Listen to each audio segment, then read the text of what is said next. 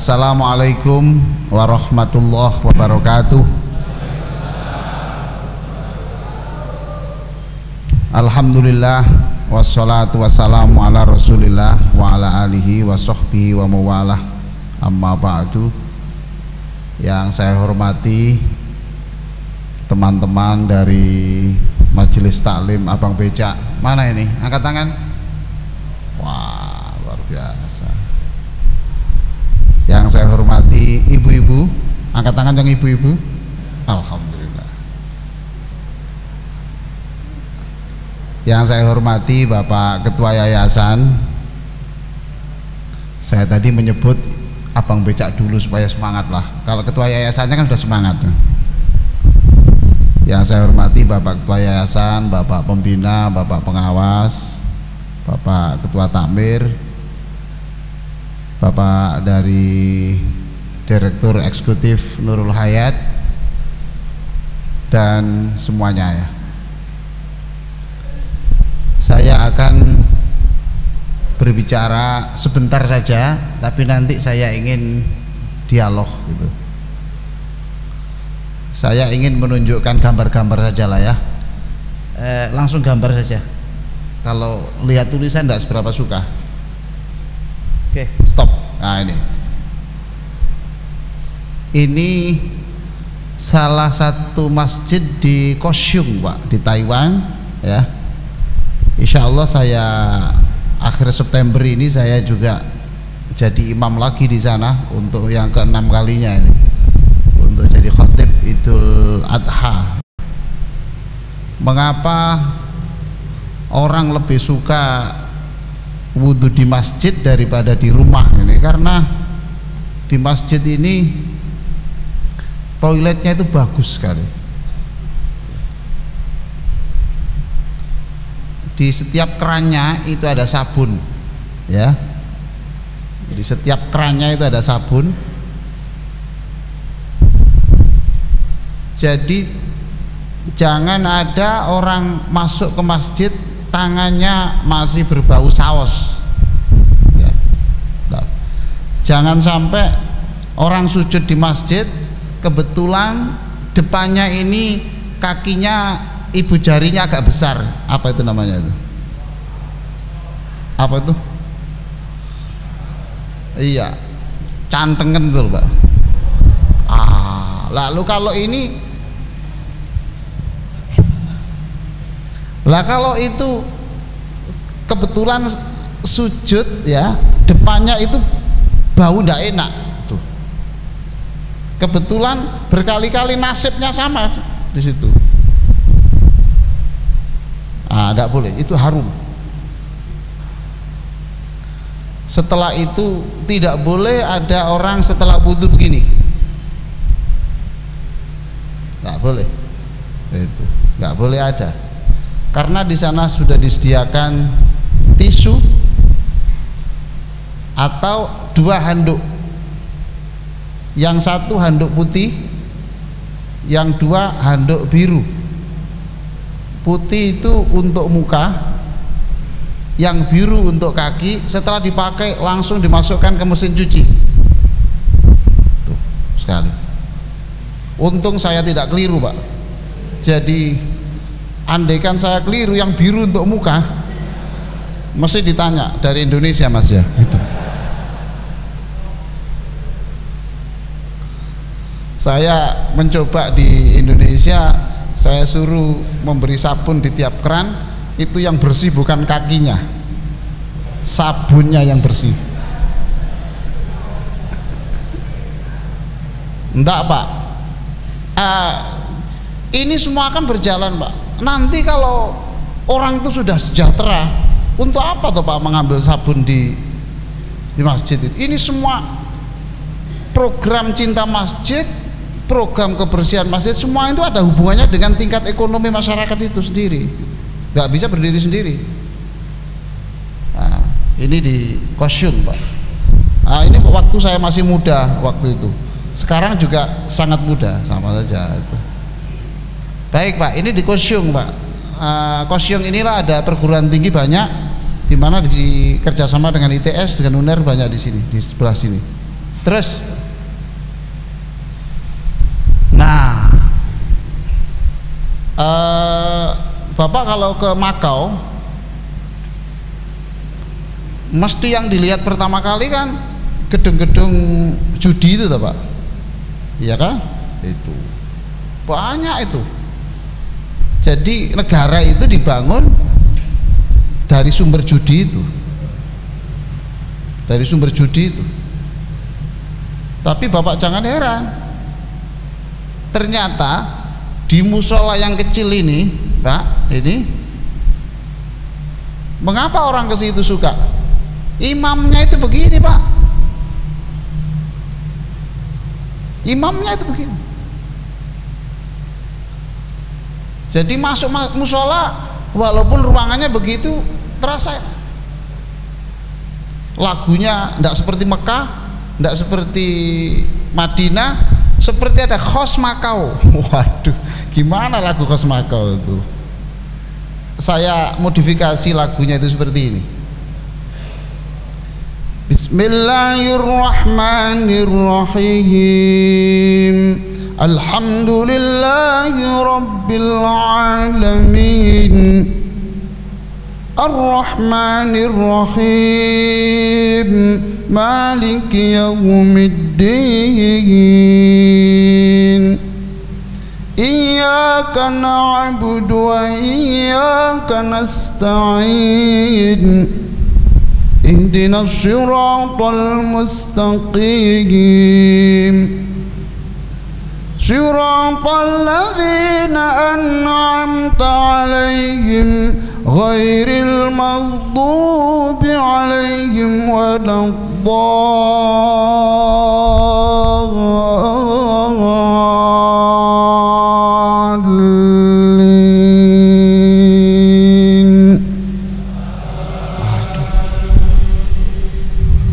Jadi kalau kita gerakan ke masjid itu nanti juga pelayanannya untuk masjid juga ditata Pak, gitu ya. Seneng toh Pak gitu.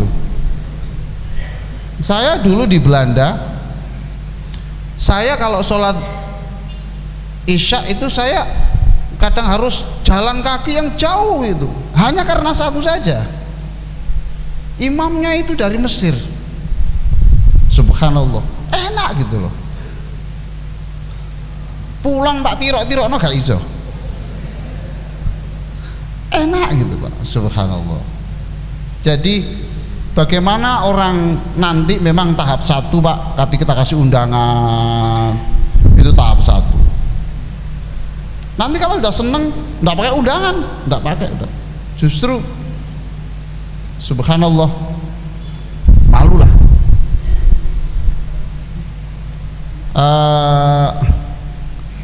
Bapak-bapak, saya tanya ya, jujur saja, yang sering di hotel siapa? Pak Moli itu, Pak Ketua Yayasan pasti lah ini, bos kita ini. Bapak kalau di hotel ya, Bapak sholatnya di mana? Di kamar?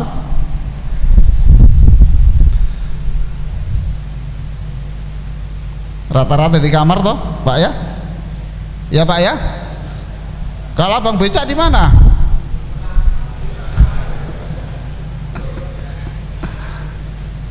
Mulai hari ini bapak-bapak saya yang terhormat, kakak-kakak saya yang terhormat, adik-adik saya yang terhormat, kalau bapak di hotel ya, di penginapan, jangan toh Pak sholat di kamar Pak, jangan. Nanti saya tunjukkan, tidak pernah ada. Imam Abdullah Al-Haddad itu mencatat begini, coba ulama-ulama sedunia ini gitu, tunjukkan saya satu saja bahwa Rasulullah itu pernah sholat sendirian. Tuh. Jadi saya tidak bicara masjid dulu ya, saya tidak bicara masjid dulu ya. Dia menantang dalam kitab An-Nasaihud Diniyah wal Wasaya Al-Imaniyah, menantang begini Pak, tolong tunjukkan satu saja hadis yang menceritakan bahwa Rasulullah pernah sholat fardu sendirian. Siapa yang pernah sholat fardu sendirian? Angkat tangan. Saya juga toh Pak, saya. Jangan memandang ustadz itu orang sempurna itu loh Pak, biasa saja Pak. Ini kata aneh Pak, gini Pak. Sama saja seperti Bapak sekalian. Subhanallah. Jadi kalau nanti Bapak sudah berkomitmen, saya tidak akan sholat fardu sendirian gitu, itu biasanya nanti Allah memberi kemudahan. Itu upayakan jangan sholat sendirian gitu, jangan Pak.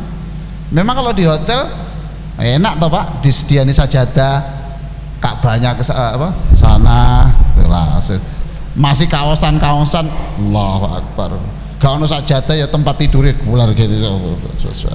Mari ngono brek nonton TV itu bikin panas, teh panas. Bukan Pak, tidak begitu. Jangan sholat sendirian, pokoknya itu. Sampai dulu saya membaca kisah-kisah ulama itu sampai begini Pak. Suatu saat dia masuk masjid sudah selesai jamaah, lalu dia keluar Pak ke kampung itu. Dulur, sopo sing durung sholat jamaah dulur, aku ketinggalan. Dulur, bantu aku cek gak sholat ijen, tolong bantu saya supaya tidak sholat sendirian. Siapa? Tolong bantu saya, begitu Pak. Itu. Nah, jangan sholat apa? Sendirian. Gimana Pak? Setuju? Subhanallah. Nanti kalau di beberapa tempat sendirian, maka istri saya, kalau saya pulang ditanya umpamanya karena macet, karena macam-macam, sudah sholat Mas? Belum.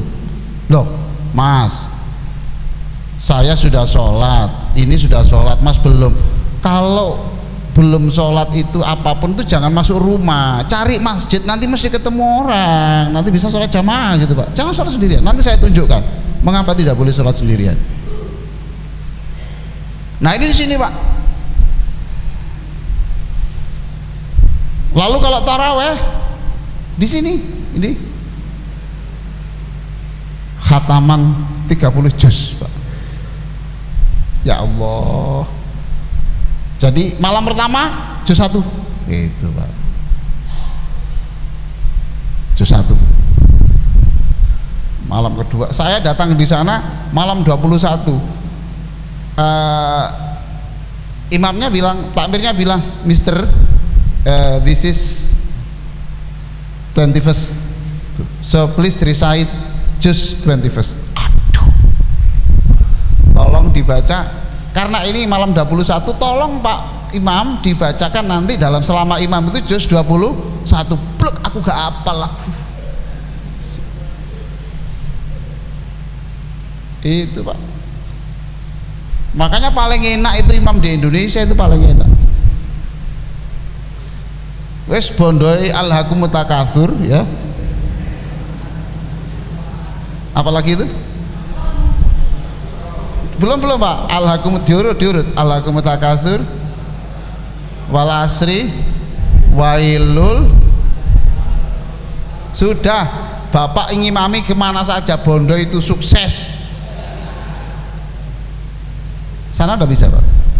Nanti saya tunjukkan di masjid di Afrika. Nanti saya tunjukkan. Jadi di sini Pak. Wah enak sekali di sini. Orang senang di sini. Subhanallah.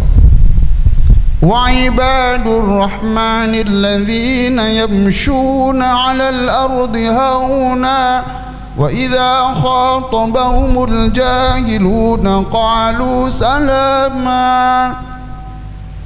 والذين يبيتون لربهم سجدا وقياما والذين يقولون ربنا اصرف عنا عذاب جهنم إن عذابها كان غراما إنها ساءت مستقرا ومقاما. Wah, enak. Jadi senang Pak itu. Maka orang datang ke masjid, kok ke masjid? Iya itu, ini loh enak itulah gitu. Lain tuh Pak dengan Bismillahirrahmanirrahim. Tampaknya ambil. Silakan berikutnya. Ini di mana ini ya?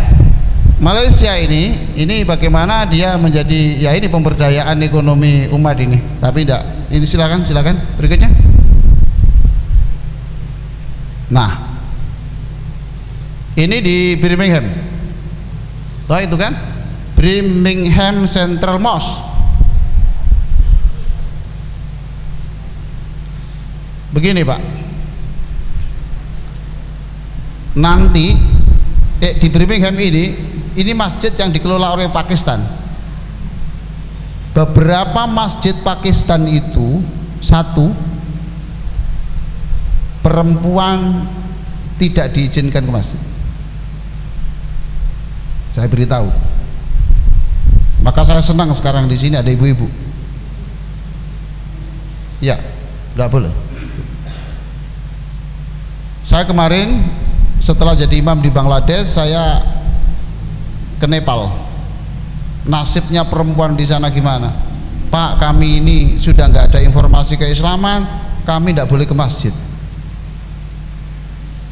Ini yang membuat gelisah saya adalah sekarang ini ada gerakan-gerakan di mana wanita tidak boleh ke masjid. Masjid As-Sabirin tidak boleh.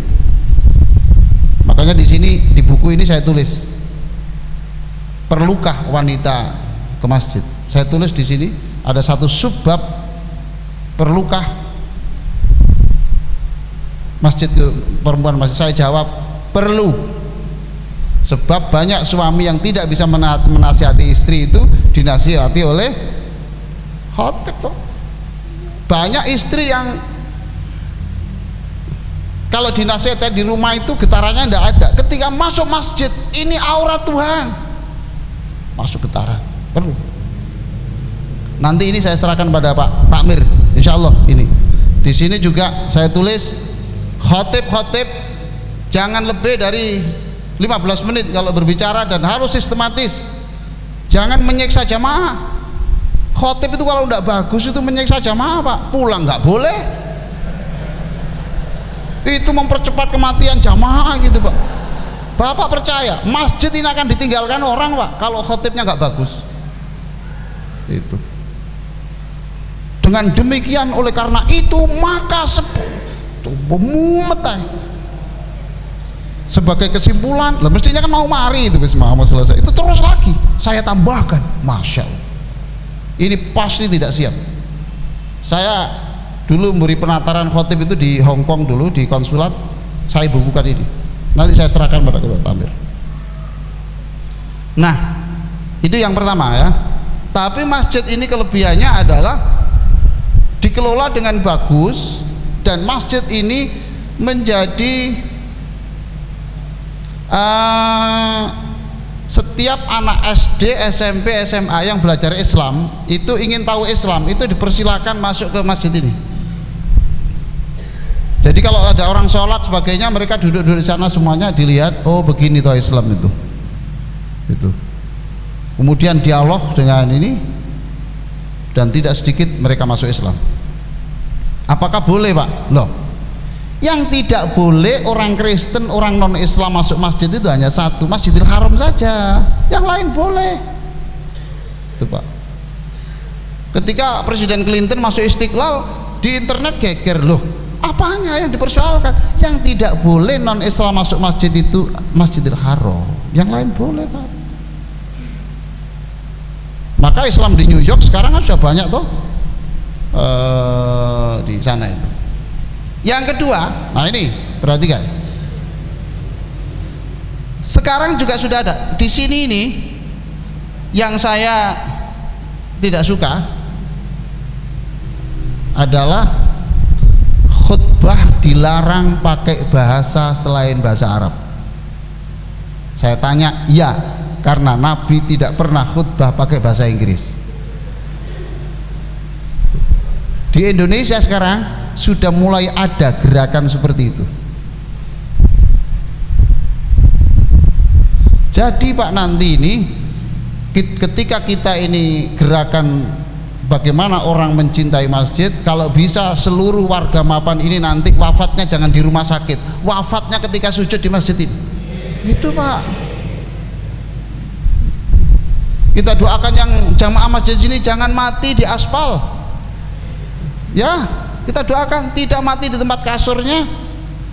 Saya doakan ibu-ibu itu nanti wafatnya adalah di sini ketika subhana rabbiyal a'la wa bihamdi Israel mencabut. Subhanallah, nggak ada kebahagiaan lebih dari itu. Lalu setelah wafat di masjid, disolati di masjid. Kalau jarang jamaah di masjid Pak, itu kalau disolati di masjid nggak mesti loh mayitnya setuju Pak. Duh, saya tunjuk, saya real Pak, saya real. Mayite iso ngomong, lapau kon gawe rene iki. Mesti lah. Kasus ini saya sampaikan Pak ya. Saya tidak menyebut masjidnya, tapi real Pak. Saya yang jadi imam di masjid terbesar di paling bersejarah di Jawa Timur. Setelah saya jadi imam ya, saya diminta oleh takmir, Pak Ustadz nanti baca Fatihah 7 kali, baca Qul huwallahu ahad 7 kali, kemudian zikir lama. Apa yang terjadi Pak? Tiba-tiba keluarganya, ini jenazah sudah di sini Pak, jenazah itu sudah di sini, oleh keluarganya Pak, diangkat. Sudah terlalu lama ini, kita bawa pulang saja Pak. Saya yakin Pak, dia nggak setuju ini Pak. Lapo kon jak rene iki lapo, ongkep kabeh gitu Pak. Ditakdirkan Allah itu ternyata dari keluarganya itu tidak sempat disolati di masjid, sekalipun sudah diletakkan di soft terdepan masjid. Naudzubillah. Maka bapak-bapak ayolah cinta ke masjid ini gitu.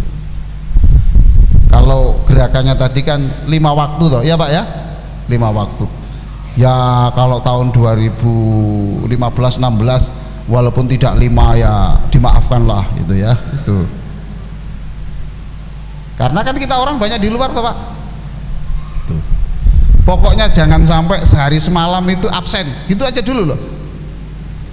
Zuhur katanya sibuk, nggak bisa zuhur ya asar masih sibuk Pak, ya berarti maghrib subhanallah ya, isya nggak bisa ya, subuh masya Allah. Jadi apa sampai nih kok subuh?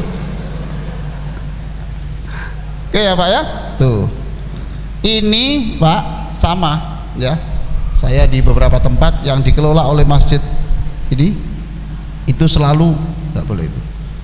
Masjid Sabirin khutbah saya kira tetap gunakan bahasa yang bisa difaham orang.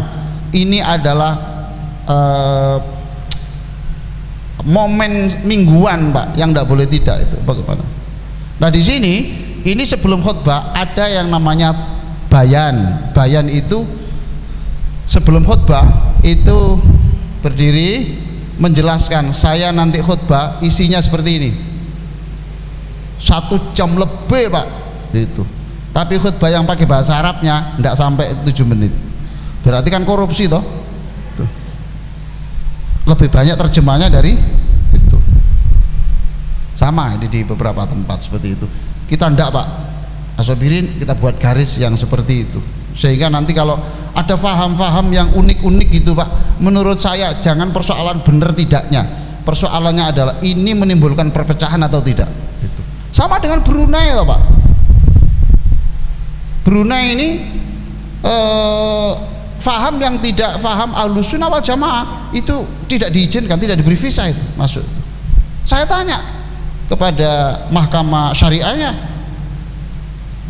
gimana ini Tuan begini? Iya, saya ini bukan persoalan benar dan tidaknya Tuan, itu negara kita itu hanya 400.000 penduduknya. Kalau musim haji nggak sampai 400 itu habis itu hal di sini. Lah kalau nanti ini sudah sedikit pecah, seperti apa kita ini? Ah, gitu Pak. Baik, terus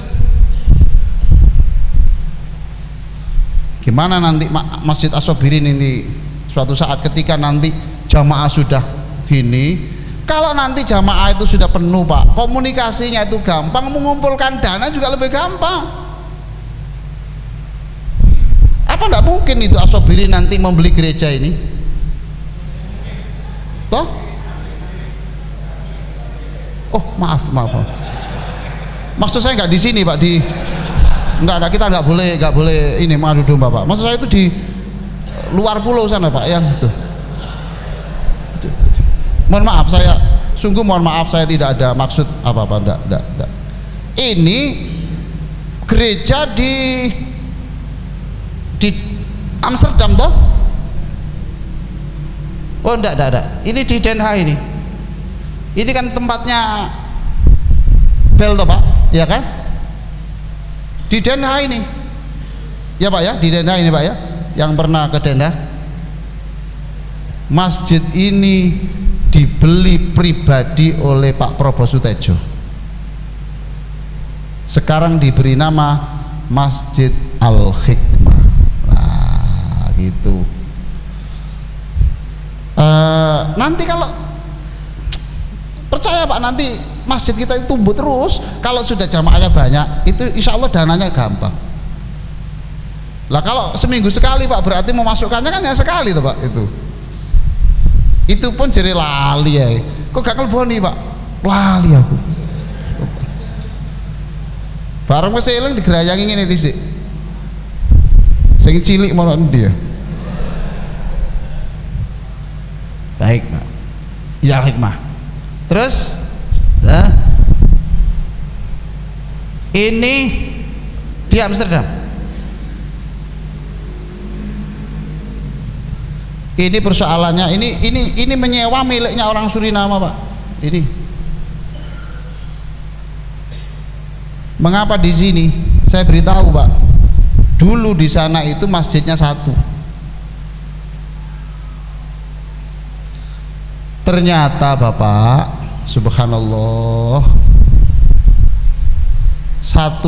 yang satu imam mengizinkan istighosa di masjid, itu Pak.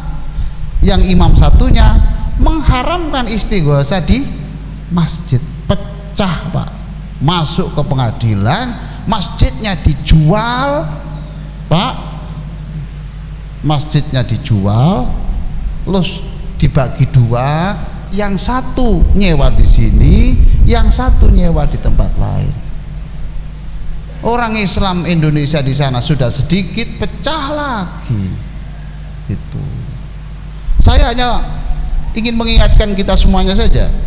Kalau nanti gerakan ke masjid ini sudah bagus, lalu di sini tidak nyaman, kayak apa tuh Pak kita ini? Lalu kita jadikan di sini yang guyub, rukun gitu. Saya ini kan orang NU Pak. Kalau disuruh jadi imam di masjid yang tidak pakai kunut, saya tanya pakai kunut apa enggak? Enggak Pak. Ya enggak toh. Yang jadi imam tuh orang Muhammadiyah, ya enggak apa-apa juga, ya enggak apa-apa. Lah kalau saya kemudian juga tidak berpikir yang agak luas sedikit, apa bedanya orang terdidik dan tidak terdidik ini? Bapak-bapak ini kan orang cerdas, orang terdidik semuanya. Tunjukkan bahwa kita termasuk minas sobirin, orang-orang yang kan gitu. Aja sampai jenenge Masjid Sobirin wongnya ngamuan gitu loh, kan lucu tuh Pak. Nah ini nggak boleh terjadi di sini. Ini sekarang sudah saya sampaikan, setiap Ramadan kecuali bulan-bulan ini karena ini musim panas, hanya sedikit sekali, itu sudah saya minta imamnya yang hafal Quran 30 juz. Itu alhamdulillah, jadi senang sekali. Terus agak cepat sedikit, ini juga toh gereja ini gereja Pak. Ya ini yang saya datang terus menerus di sini karena ini imamnya bagus sekali, ini dari Mesir ini masjid di Amsterdam juga. Ini masjid cuma dibeli oleh orang Maroko, Lantai 1 itu untuk pertokoan, untuk sumber ekonominya masjid. Lantai 2 itu restoran. Tuh, restoran Pak, itu. Jadi gak ono dandang-dandang no masjid, gak ono jero kabeh Pak. Ada berbuka bersama, silakan ke restoran lantai 2. Nah, sini kan di sini tuh Pak berbukanya tuh, nggak apa-apa. Luar biasa ini, lantai 3-nya baru masjid. Maka di sana tidak boleh dirubah tuh aturannya Pak. Pembangunan di sana kan tidak boleh dirubah, harus tetap, nggak boleh. Yang dirubah di dalam boleh, tapi untuk sejarah nggak boleh dirubah. Maka tempatnya bel juga. Terus Turki, ini masjid Turki. Ini juga pertokoan di bawah, sumber income masjid atas itu. Ini juga imamnya bagus. Saya tunjukkan terus ini. Nanti akan saya bicara. Terus, wah ini saya terus. Ini terus. Ini Pak. Jadi kalau orang seneng ke masjid apa Pak? Suka ambil anggurnya ini loh. Taman anggur Pak di sini. Anggur. Asik. Menunggu azan itu makan anggur Pak. Apa sih? Pentol nggak ono Pak. Anggur. Asik. Terus Pak. Nah, sebelum azan mau olahraga silakan di sini lantai 1. Jadi daya tarik ke masjid itu mohon maaf, jangan hanya pakai dalil, nggak cukup Pak. Iya, nanti kita carikan di sini yang seneng-seneng gitu Pak. Ya alhamdulillah tadi itu ada jaminan, pokoknya tidak ada fatwa, tidak jamaah, hidupnya susah. Waduh gitu. Jadi ojo meden-meden ini ngono ta. Bapak belajar ilmu komunikasi toh, ahli komunikasi, ahli jiwa. Orang itu lebih mengena diberi harapan daripada ditakuti. Itu Bapak lihat di komunikasi itu mana yang lebih kuat itu ingatan. Ini saking bebasnya orang Turki itu, memang saya nggak setuju juga ya. Anak-anak muda itu waktu adzan, loh, nggak dituturi Pak. Sholat, enggak gitu, dijarno ya Pak. Saya tanya, dia jawab begini, Pak Juno, saya ini hanya memindah tempat mereka itu di tempat yang mall-mall itu, saya pindah ke sini Pak. Tuh. Lah kok gak disuruh adzan? Biarlah Pak, proses Bapak. Insya Allah cik. Bapak-bapak juga begitulah, yang sabar ya gitu. Ojo ngene itu. Kupingnya di ruwono, setan panjang iki. Itu yang saya katakan, mengapa Allah mengisyaratkan bahwa Allah menciptakan langit dan bumi 6 hari itu. Itu hanya menunjukkan bahwa membimbing orang juga perlu proses. Membuat sadar orang ke masjid itu perlu proses. Sebentar, Allah mengingatkan manusia supaya jangan membesar-besarkan kekurangan, tapi besar-besarkan kelebihan pada dirinya itu. Fabi ayyi ala rabbikum tukadziban itu diulang berapa kali itu Pak? 30 lebih Pak.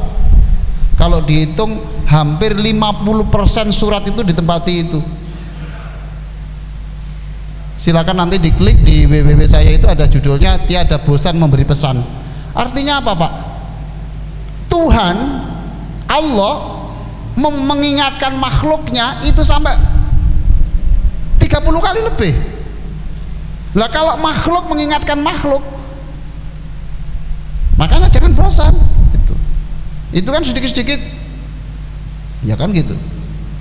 Ya ma'syaral jinni wal insi in istata'tum an tanfudhu min aqtaris samawati wal ardi fanfudhu la tanfudhuna illa bisultan fabi'ayyi ala'i rabbikuma tukadziban yursalu alaikum ashwa'adhum min narin wa nuhasun fala tantasiran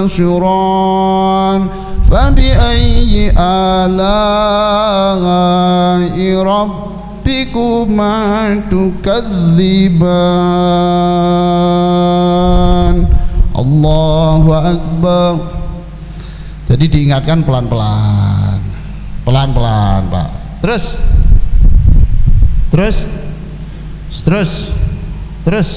Ah, ini Afrika ini di Mauritius di tahun 2000 saya di sini. Di Mauritius ini, Bapak nanti coba klik di Mauritius gitu.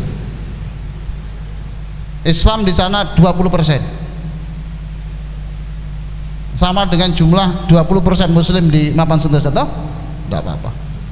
Tapi Bapak harus tahu, presidennya itu adalah Muslim, bukan karena politik, no, tetapi karena kalau ada orang pinter itu pasti Muslim, kalau ada orang kaya pasti Muslim, gitu Pak. Kalau saya lihat di mobil bagus, mesti yang ngantar saya bilang, he is Muslim. How do you know it? Ya, plat nomornya itu Muslim dia, gitu Pak. Ini adik glok, terus mogok disuruh dorong. He is not Muslim. Why? He is poor, miskin dia. Nek sing adik sepeda motornya jebles. He is not Muslim.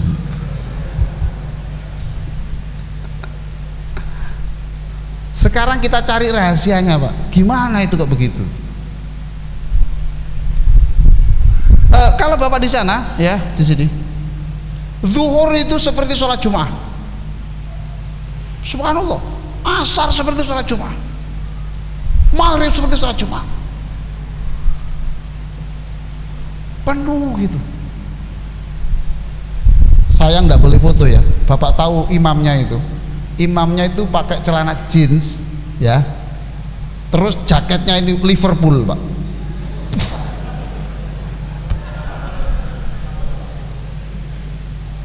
Karena di sana orang nggak ngurus, lebih modern Pak. Ketakwaan orang itu bukan dilihat jasnya, kuplu, enggak, apa itu Liverpool, tapi bacaannya ini. Daripada pakaiannya tak kau wede serban kau wede gini, enggak sama Pak. Nanti saya tunjukkan di Iran ya. Nah gini Pak, itu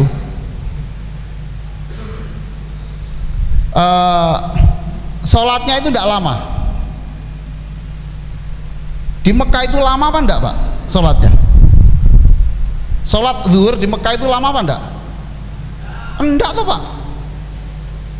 enggak lama Pak, enggak lama gitu, enggak lama.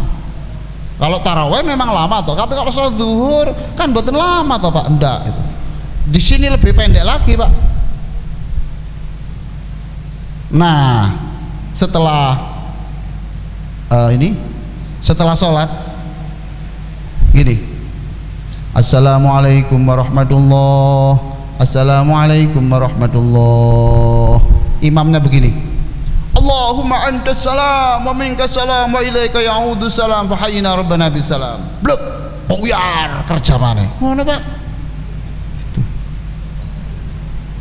Lah di sini mari sholat gak kerja-kerja, moco ya latif 3 juta. Ya apa Pak? Jerene wasiate, nek gelem moco ya latif 3 juta, rezekimu langsung, rekeningmu tambah otomatis. Astagfirullah. Itu konsep wa idza faraghta fansab gitu loh Pak. Jadi nggak ada wiritan panjang-panjang, nggak ono Pak. Ini mohon maaf loh, saya tidak nyuruh pendek di sini, tidak, jangan salah paham itu Pak ya. Di sini silakan lah, astagfirullahaladzim, tidak apa-apa, tapi segera bangkit kerja, ayo kerja itu.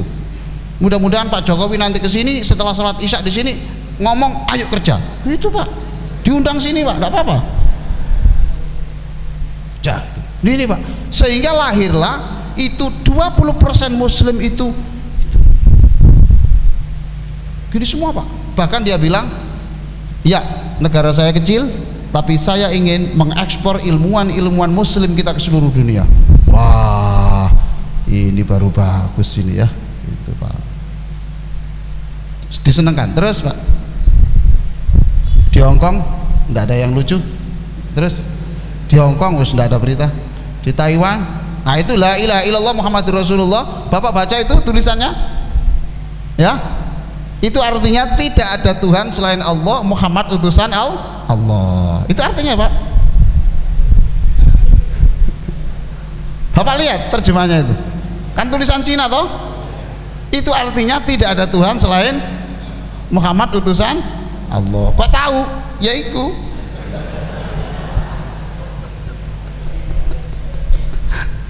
Terus Pak, saya pas gitu. Nah ini di Iran.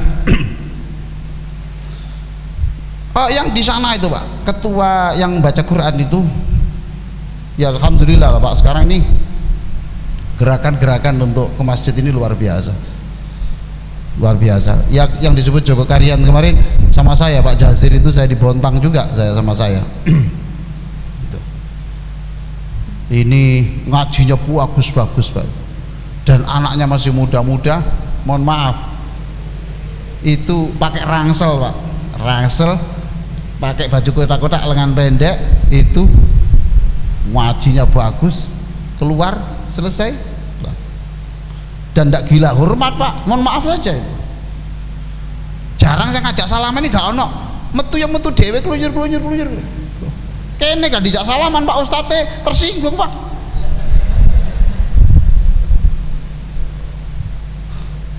Takmir sini kok ndak ngomongno ya. Wah, itu gara-gara kurang akeh sing salam. Tapi itu jangan dikritik Pak, itu budaya, itu budaya. Kita budaya sini ya ikut budaya sini. Terus Pak terakhir. Nah ini Pak, sekarang saya tanya, jumlah masjid di dunia sekarang ini lebih banyak mana masjid yang dihancurkan oleh orang kafir atau orang Islam? Gimana Pak? Pak Haji? Orang Islam toh? Iya Pak Haji ya? Yang dihancurkan oleh orang non muslim itu sedikit Bu, mohon maaf saja, sedikit. Justru yang dihancurkan adalah ini dihancurkan oleh masjid sebelah yang berbeda faham. Bapak, yang di sini membalas masjid yang lain yang sefaham dengan itu, yang di sana habis Pak itu. Maka gerakan cinta ke masjid jamaah disertai dengan yang lapang hati, subhanallah, masjid itu harus begitu. Terus Pak, terus itu kan no conflict in the mosque, jadi nggak ada lagi itu. Nah sudah cukup sekarang. Saya akan berbicara soal masjid. Zaman Rasulullah itu ada orang namanya Abdullah bin Umi Maktum. Ini buta Pak, buta. Terus datang kepada Nabi, ya Rasulullah, saya ini buta dan tidak ada yang nuntun ke masjid, tolonglah Nabi, saya diberi keringanan untuk sholat di rumah. Itu. Mengapa? Mengapa? Karena buta. Yang kedua, tidak ada yang nuntun. Oleh Nabi, baiklah, karena kamu buta dan tidak ada yang nuntun, ada dispensasi untuk kamu. Setelah orang itu keluar, rupanya malaikat Jibril datang meralat apa yang disampaikan Nabi itu. Akhirnya orang yang buta itu dipanggil Nabi lagi. Orang buta, sini, saya tanya, suara adzan di masjid itu kedengaran enggak? Kedengaran ya Rasulullah. Kalau begitu dispensasi tadi saya cabut. Ya Allah. dispensasi tadi saya cabut, sekalipun kamu buta, kamu tetap ke masjid. Nah, itu Pak, saya dan Bapak ini subhanallah bisa memandang ini luar biasa tuh Pak, gini luar biasa bisa memandang ini. Bapak Ibu apa pernah sujud syukur lama karena diberi penglihatan? Kan tidak pernah, tidak pernah, karena nikmat itu baru terasa kalau hilang. Lewat mata ini loh Pak, luar biasa. Satu, berarti sholat itu ke masjid. Yang kedua,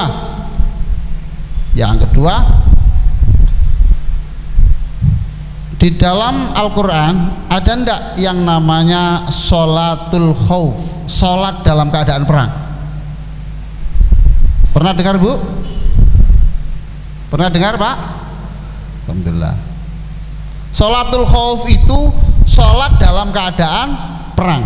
Bapak nanti bisa lihat gini, itu diatur secara rinci dalam Al-Quran. Ini berarti kalau udah di rinci Quran itu berarti masalah penting. Kalau nah ini masih ada sholat jamaah gini, ketika beberapa shaf di depan itu rukuk, maka yang belakang tetap posisi berdiri. Ketika ini sujud, baru ini begini, ada aturannya.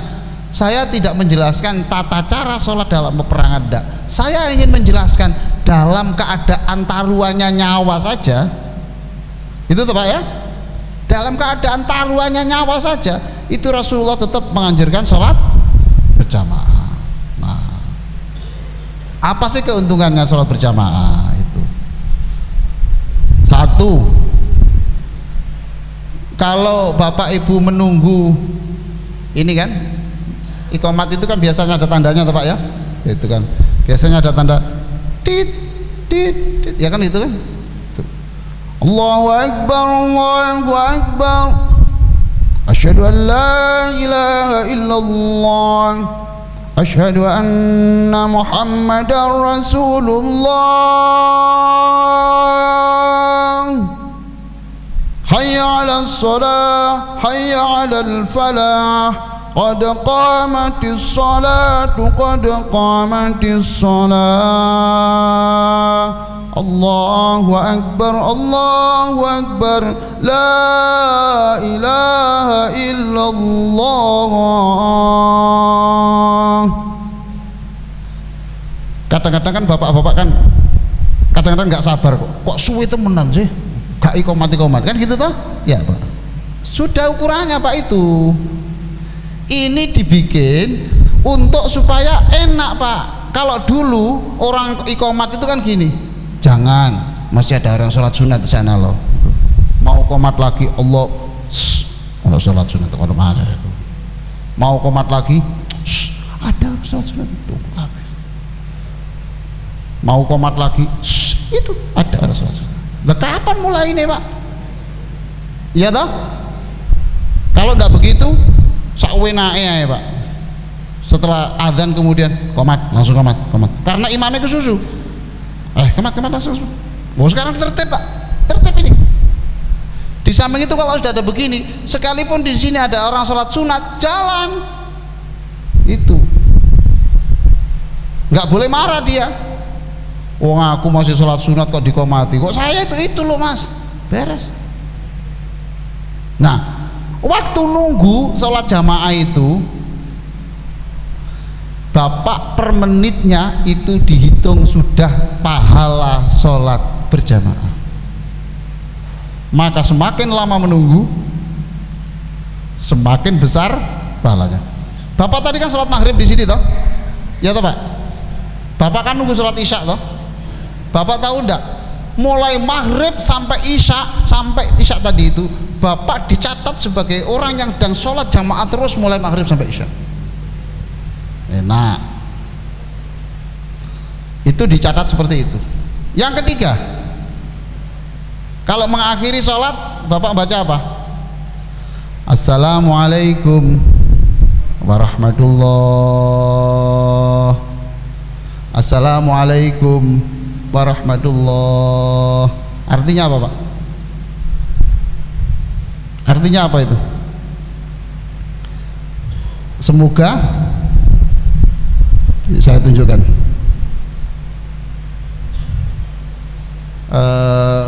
Ustadz, tolong di sini dibaca, Ustadz. Poin 8. Poin 8.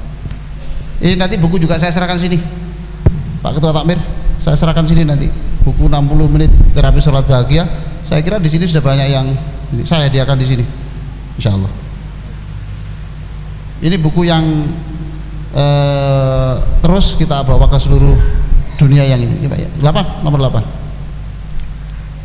Ketika Anda menutup sholat dengan salam, pandanglah dengan penuh kasih semua orang di sebelah kanan dan kiri Anda. Saya ulang ya. Saya ulang sekali lagi, diulang lagi. Ketika Anda menutup sholat dengan salam, ketika Anda menutup sholat dengan salam, pandanglah dengan penuh kasih semua orang di sebelah kanan dan kiri. Pandanglah orang dengan penuh kasih yang dalam, orang di sebelah kanan Anda. Ya. Jadi kalau kita ini salam, itu jangan assalamualaikum. Enggak, gitu. Pandang ke kanan tapi rasa sayang. Gitu. Terus dengan doa dalam hati, semoga kalian semua bahagia dan selamat dunia akhirat.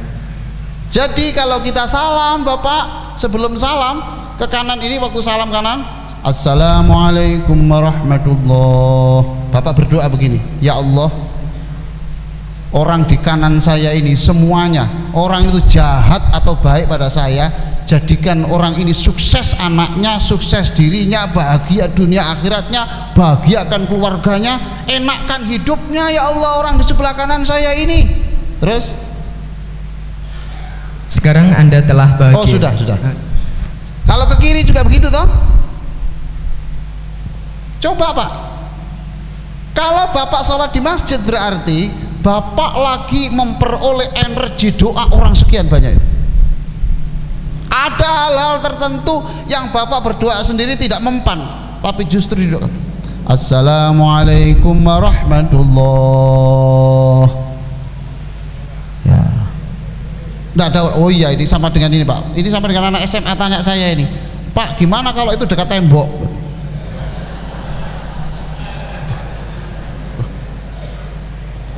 Tak jawab.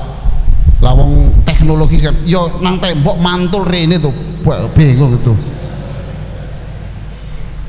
Kalau nggak ada orang Pak, ya Allah, RW RT sebelah kanan saya ini semuanya beres Pak, itu beres. Doa itu menembus ini tuh Pak, beres. Ke kiri Bapak dapat doa, sini dapat doa, subhanallah. Barangkali Bapak sekalian persoalan hidup kita yang ruwet-ruwet itu nanti diberi jalan keluar oleh Allah ketika sholat jamaah karena didoakan sekian banyak ini. Wah itu subhanallah. Lalu berikutnya sebaiknya kalau nanti sholat jamaah di sini ada yang bertanya begini Pak,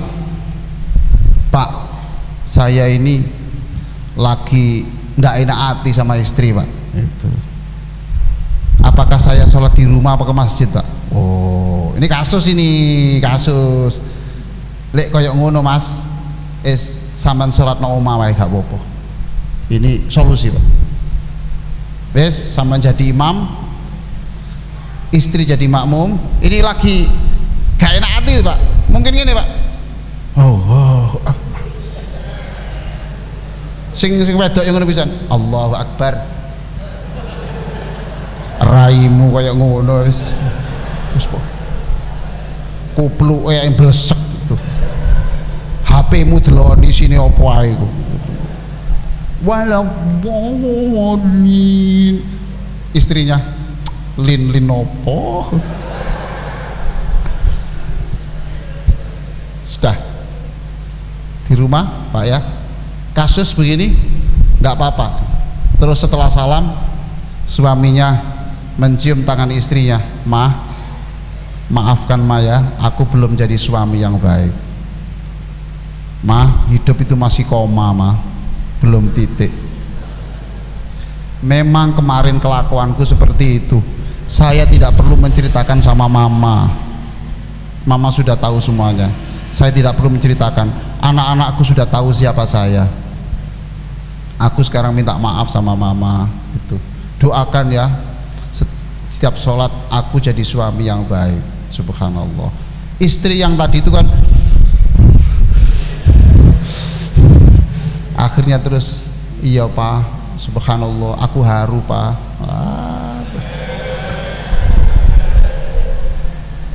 Tidak apa-apa, berarti dia absen ke masjid karena ada masalah yang harus diselesaikan. Lalu anak-anaknya bilang, Doni sini Don, maafkan Don ya, papa belum jadi papa yang baik. Setelah ini papa kerja yang bagus. Kamu adalah anak kebanggaan saya. Saya yakin kamu nanti akan jadi anak hebat. Dicium. Gini, Betty sini, Betty sini. Alhamdulillah. Maafkan papa. Tolong ya nak ya, setiap sholat bacakan Fatihah untuk papa ini, bondet ini. Doakan Fatihah untuk saya. Semua rangkul-rangkulan, ayo maaf-maafan. Saatnya kita hidup baru dengan sholat yang ini, boleh. Nanti setelah itu ayo kita sama-sama ke masjid bersama-sama gitu. Ke masjid, tolonglah yang sama istrinya itu digandeng tuh tangannya tuh pak, tuh digandeng. Wah, subhanallah gitu. Jadi sing delok cek rukune gitu. Iya karo ceritane awakmu.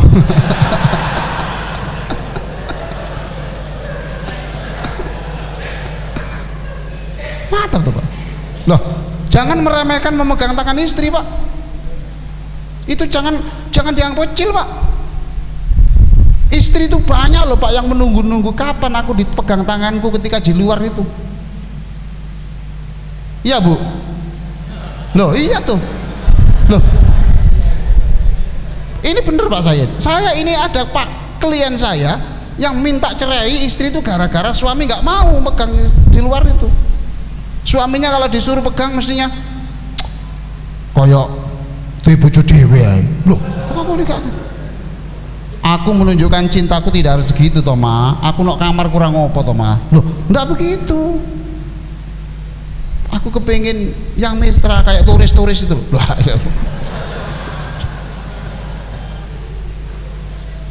Pak, mulai hari ini Pak ya, kalau keluar sama istri dipegang Pak ya tangannya ya Pak ya. Pak Ji, pegang Pak Ji ya tangannya itu.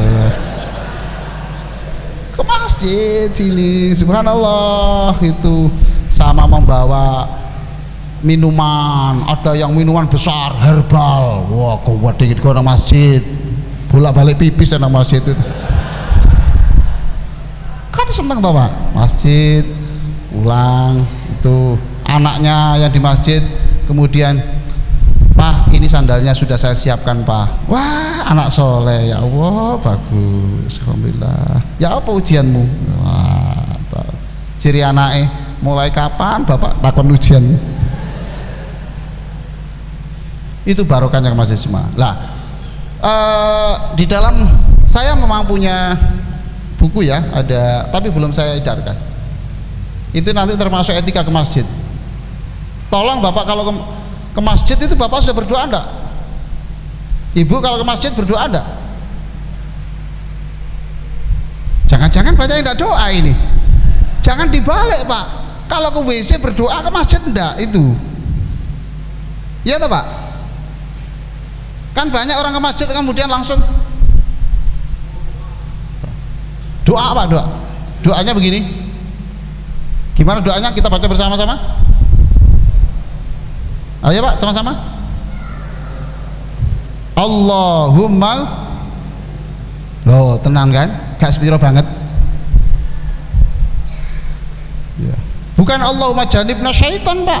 Aduh bapak, mal bunang masjid Allahumma janibna syaitan wa janibi syaitan ala ma razaqtana. Allahumma gfirli dzunubi waftahli abwaaba rahmatik. Nanti Pak tolong itu ditulis lah, saya kasihkan buku ini Pak ya, untuk masjid. Kalau keluar masjid itu ada juga bismillahi wassalatu wassalamu ala rasulillah. Allahumma inni as'aluka min fadlik. Ya Allah, saya sudah beribadah di sini, saatnya aku memohon karuniamu yang banyak gitu. Masjid itu. Wudunya kalau bisa wudu di rumah, ya. Di mana Bu wudunya? Wudu di rumah. Rasulullah mengatakan gini, kalau kamu wudu di rumah, tidak wudu di masjid, maka setiap langkahmu ini, satu langkah itu dosamu dimaafkan semua sama Allah. Langkah berikutnya, kamu status keimananmu ditingkatkan lagi. Ampunan, kenaikan, ampunan, kenaikan, terus itu syaratnya wudu di rumah.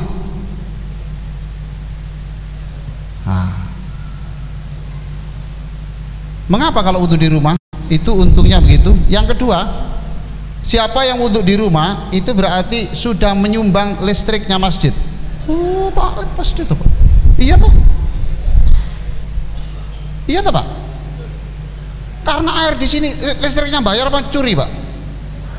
Bayar toh? Masa masjid sobirin curi? Sini. Masih ada loh masjid itu yang begitu. Saya nggak mau itu. Nggak apa-apa Pak kalau kepentingan umum. Jangan gitu toh. Enggak. Itu negara kita sendiri. Kalau bangkrut kita ngerasakan toh. Nyumbang listrik. Yang kedua nyumbang air. Gitu. Betul ya? Siapa yang wudu di rumah nyumbang listrik, nyumbang air. Yang ketiga nyumbang mengawetkan kerannya masjid. Betul toh? Ya toh Pak?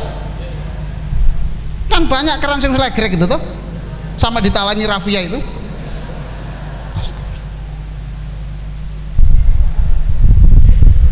Keran.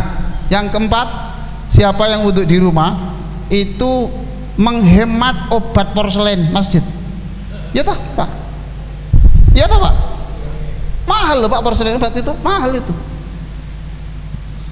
Yang berikutnya menghemat kesetnya masjid. Itu betul Pak. Iya toh Pak? Sedekahnya banyak. Berikutnya sedekah meringankan tugas kebersihan masjid. Subhanallah ini. Ojo berpikir gini Pak, lalu kalau kerjain apa dibayar. Jangan gitu toh Pak. Kalau bisa itu kita membayar orang itu kerjanya sedikit, bayarannya besar. Ojo diwalik toh Pak. Kita tunjukkan ke dunia ini siapa yang mengabdi di masjid itu orang sejahtera ekonominya. Jangan dibalik. Sak penjaluk bayaran surga mas, surga mas, swarga mas, swarga mas. Jirine sing kene, sik suwe cak swarga cak. Iki. Wah. Itu keuntungannya. Tapi sebetulnya Pak, hadis itu kalau saya berbicara soal yang lain Pak ya. Sebetulnya Islam itu ngajarkan hati-hati dengan aset publik. Ngerti maksud saya Pak ya? Air itu kan aset publik toh Pak. Ojo macem-macem air itu. Maka keran itu kalau bisa itu jangan keras-keras toh Pak. Air Pak. Afara'aitumul ma'a alladhi tashrabun أأنتم أنزلتموه من المزن أم نحن المنزلون لو نشاء جعلناه أجاجا فلولا تشكرون أفرأيتم النار التي تورون أأنتم أنشأتم شجرتها أم نحن المنشئون نحن جعلناها تذكرة ومتاعا للمقوين فسبح باسم ربك العظيم أفرأيتم الماء الذي تشربون. Allah mengingatkan air, ojo boros air. Kalau mau cuci tangan kan diatur toh Pak, air dibuka sedikit grek, disabun, ditutup dulu toh, gitu toh Pak ya. Setelah dicuci lagi itu ojo legoe Pak, cuwos namanya lego ya, ini aset publik loh, ini harta aset publik, nggak boleh main-main ini. Subhanallah. Tak anak-anak sing ngumbah kathok nang masjid. Asyaallah. Jangan, Pak. Jangan. Ini aset publik. Siapa yang ngecas HP di masjid itu haram. Ya, HP-HP yang dicas di masjid itu haram. Itu aset publik, nggak boleh macam-macam.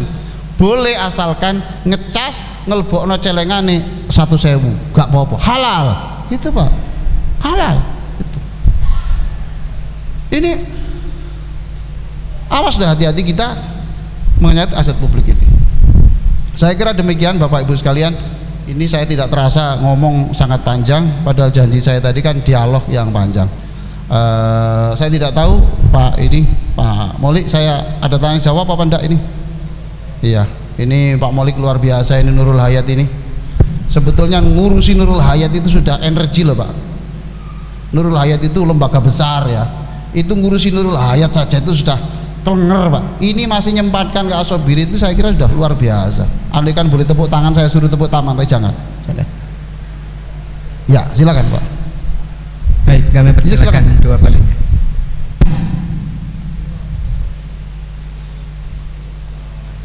Waalaikumsalam warahmatullah. Saya dengar kok Pak. Ya, insya Allah. Assalamualaikum Ustaz. Waalaikumsalam. Tadi beberapa masjid di luar negeri ditampilkan sama Ustaz. Saya ingin tanya tentang kiblat di Suriname. Mungkin Ustaz pernah dengar. Ya, karena orang-orang Jawa dulu tanya mana barat, sehingga mereka sholat hadap ke barat sampai sekarang. Iya. Tetapi sebagian orang Jawa yang mengerti hadap ke timur, karena yang benar dari Suriname itu ke timur. Iya. Ini bagaimana Ustaz? Iya, kiblat ya hanya satu Pak, itu salah Pak itu. Ya, karena dulu bapak saya dulu kan ngomong tuh Pak, nek sholat hadap ngulon nak, gitu. Lah kebetulan dia pindah ke negara yang kiblatnya itu di sana tetap ngulon naik kono kulo aja gini itu barat. Ya, saya di Belanda sama dengan Saus Suriname Pak itu ya. Bahkan saya datang tok ditakoni, awakmu ndi? Mangan awakmu gitu. Mulai kapan awakmu? Gitu tuh. Karena saya diberitahu Pak, nanti ada teman-teman Suriname Pak, dia ngomong iku seru Pak. Ya wis gak apa-apa lah gitu. Takon. Nggawa lagu idalai lakon. Jadi tetap salah Pak, tetap salah. Yang namanya kiblat ukurannya ke sana. Ada lagi? Pak, silakan.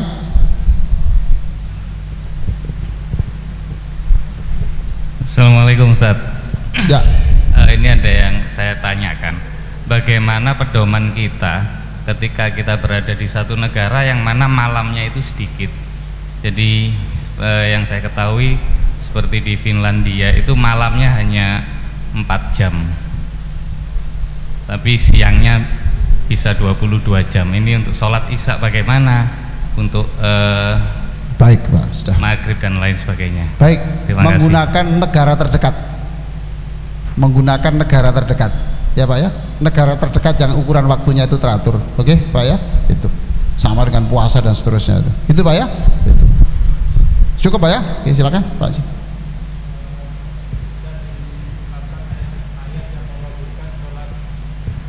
Ayat yang mewajibkan sholat berjamaah di masjid Ustaz.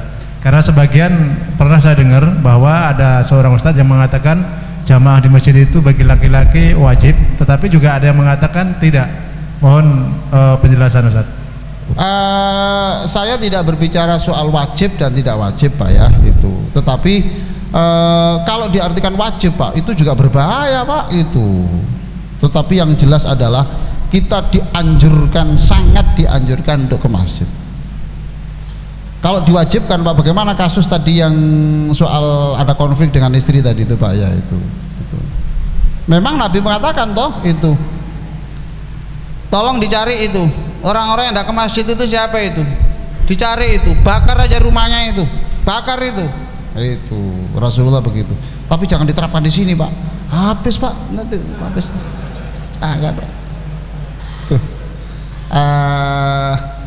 Yang perempuan itu sudah saya di buku ini Pak, sudah saya jawab. Apakah perempuan itu ke masjid? Itu tidak, itu di sini. Saya tulis di sini.